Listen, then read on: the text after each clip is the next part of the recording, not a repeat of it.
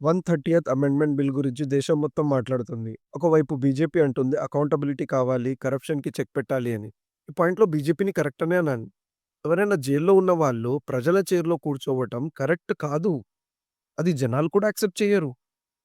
కానీ బీజేపీ మీద డౌట్ ఏంటంటే ఈ అకౌంటబిలిటీ పార్టీస్ అందరికి ఈక్వల్‌గా పెడుతుందా? లేదా బీజేపీ అపోజిషన్‌ని టార్గెట్ చేయడానికి ఏజెన్సీస్‌ని వాడుకుంటుందా? ఈ సస్పిషన్ జనాల్లో ఉండడం మానలేదు. అపోజిషన్ లీడర్ చెప్పినట్టు అపోజిషన్ లీడర్స్ మాటల్లో గూడా స్టాలిన్ అండ్ విజయన్ గారు గూడా జెప్పినట్టు, ఇది మిస్‌యూజ్ అయితే డేంజరస్. దీనివల్ల డెమోక్రసీలో బ్యాలెన్స్ పోవచ్చు. రాహుల్, ఓవైసీ, ప్రియాంక అందరూ జెప్పినట్టు పవర్ ఎక్కడ మిస్‌యూజ్ అవుతుందో, అక్కడ డెమోక్రసీ వీక్ అవుతుంది.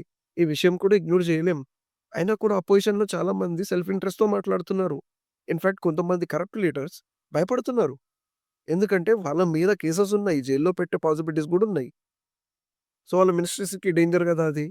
సో, నిజమేంటంటే బీజేపీ బిల్ ఇంట్రొడ్యూస్ చేయడం ఒక స్ట్రాంగ్ మూవ్ అకౌంటబిలిటీ కోసం. కానీ మిస్‌యూజ్ జరగకుండా ఉండాలి. అపోజిషన్ చెప్పేది అపోజిషన్ కూడా చెప్పేది ఒక వార్నింగ్ లాగా తీసుకోవాలి. భయంతో కాదు. ఇప్పుడు మోడీ గారి బీజేపీకి గూడా ఒక ప్లస్ పాయింట్ ఉంది. కరప్షన్ మీద స్ట్రాంగ్ స్టాండ్ తీసుకోవచ్చు.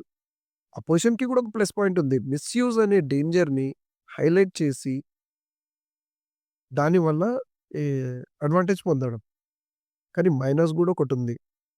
సెలెక్టివ్ టార్గెటింగ్ అనేది చేస్తే అది అపోజిషన్‌కి ఆయుధంలా మారుతుంది. నిజంగా కేసెస్ ఉన్న వాళ్ళని కూడా హీరోలాగా చూపించొచ్చు వాళ్ళు గూడా. కానీ ఒక్కటి మాత్రం చెప్పగలం. ఈ జనం, ఈ దేశం 2 పక్కల ట్రూత్‌ని చూసి కరెక్ట్‌గా జడ్జ్ చేస్తారు. దేశంలో ప్రజల వాయిసే ఫైనల్ బిల్.